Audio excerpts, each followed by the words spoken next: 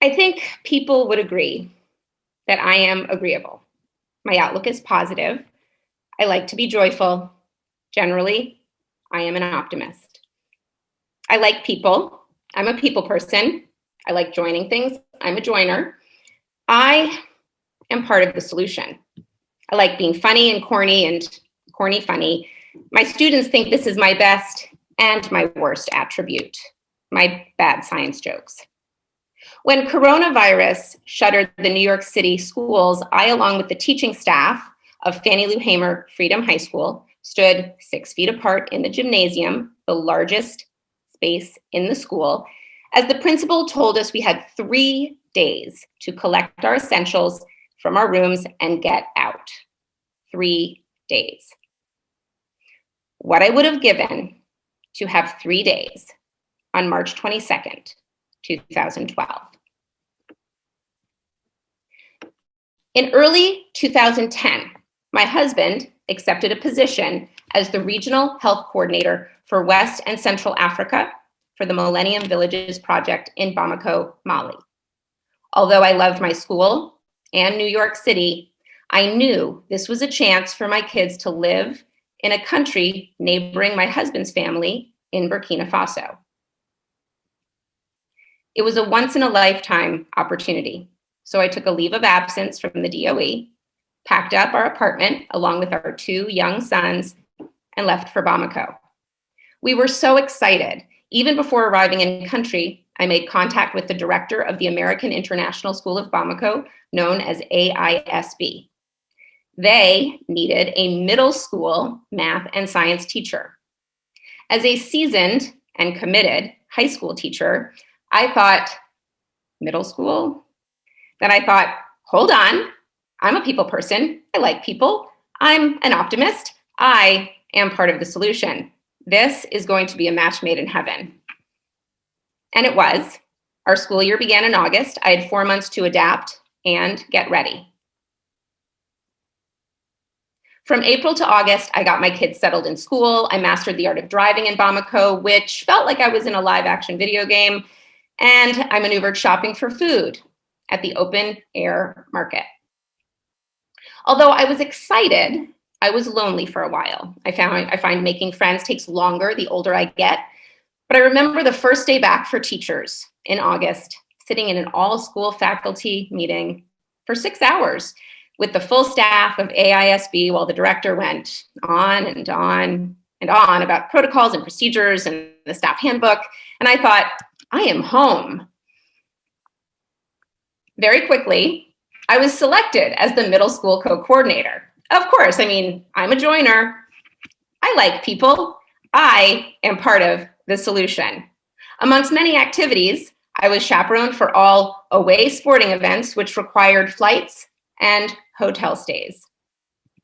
When the girls' soccer team traveled to Ouagadougou for the regional championship, we were on our way back to Bamako and had just taken off the runway when we made an emergency landing. A bird had flown into the turbine. We were stuck in Ouagadougou for 36 hours until we could get on another flight. My 11 seventh graders, yes, I did say 11, and I formed a very tight bond. At the end of my first year teaching, 7th grade, we had so many class jokes that I made a t-shirt for them. No one else would find any of it funny. We found it hilarious. My husband loved his work. My kids were thriving at school. We could see our family in Burkina Faso much more regularly. And did I mention that I had 11 7th graders? Could this be our home? On March 22nd, 2012, around 1 p.m., the military took over the democratically elected government of Mali. This occurred while I was in the middle of teaching my 6th grade physical science class. The intercom announced that it was a code something and proceeded to tell us what to do. The Marines stationed at the US Embassy arrived at the school to evacuate students and staff in armored vehicles so that we could get safely home. They had 3 armored vehicles to go back and forth and transport 250 staff and students to their homes that were between 1 and 4 miles from the school. The evacuation took 7 hours. As might have been expected, the city was chaotic. Burning tires blocked significant points of egress. My husband had been in Dakar, Senegal for work and was due to arrive back on the day of the coup. As I arrived safely home with my 2 sons, it occurred to me that my husband might not be able to get back. I frantically punched his phone number into my Nokia 1800, hoping for the ring that meant he was back in the same country code. Luckily, his phone rang.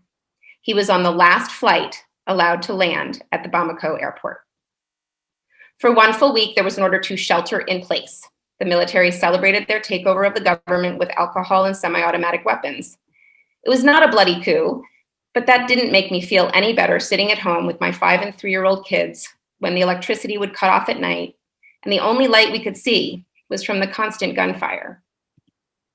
After a few days, my husband, who had lived through more than 1 military coup in his own birth country, said that it was time to start packing.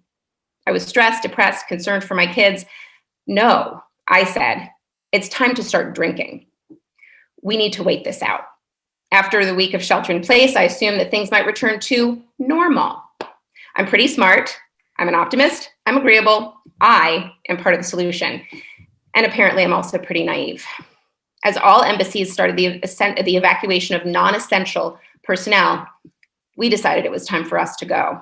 When the borders reopened, we went to Burkina Faso to regroup, but I assumed a week later I would be back in my classroom in Bamako with my students.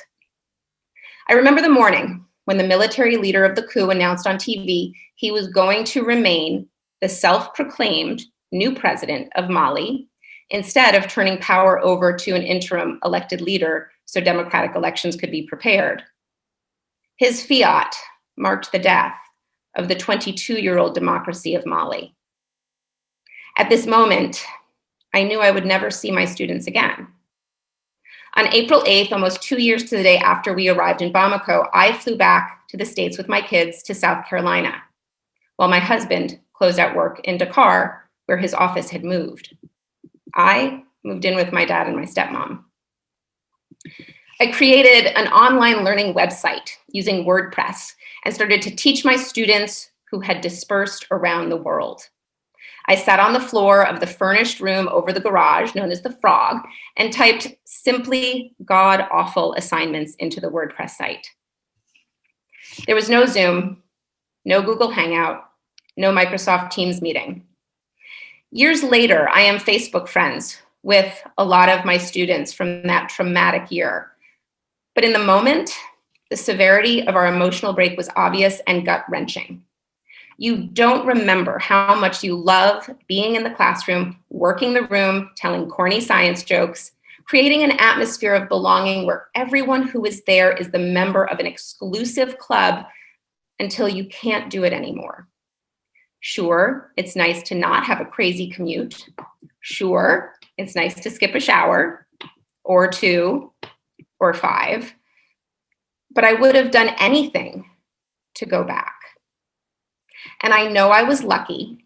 I was lucky because I got to leave. But it's hard when you don't actually want to. And I know the Malian people, especially those living in the north, did not have that option and were subject to random and deadly acts of terrorism. But grief is neither relative nor rational. People always talk about needing to find a way forward. This could not have been more false for me. There was no way forward for the victims of the violence. The immobility of the situation to this day remains stagnant. How do you find a way forward when you have never resolved the past? For me, there was nothing to find. For me, the way forward just happened eventually by simply dealing with the present and the immediate demands of my 2 sons and the more distant but equally pressing demands of my far-flung students. Time passed. In March of 2020, the disruption came in a different way. There was a lot of anticipation that schools were going to close.